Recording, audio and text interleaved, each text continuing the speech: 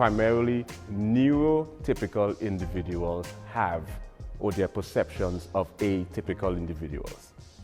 And he's here to share some of that information with you. Most of it I've never heard before.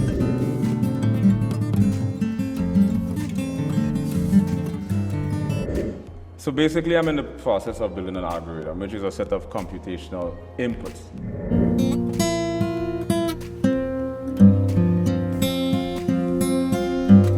So I have no idea what the show is going to be about, but it's always good to have him on. I want to introduce.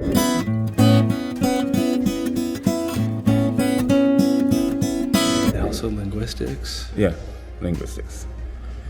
Do you speak a lot of different languages?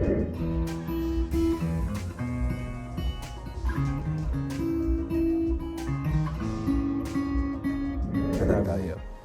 Pull my pink, beautiful color What out. is it about this program that you like so much, appearing on Drumbox? Hey, dude! Hey, man! Hey! How you doing, Atelston? What's going on, man? It's so good to see you, man. Whoa!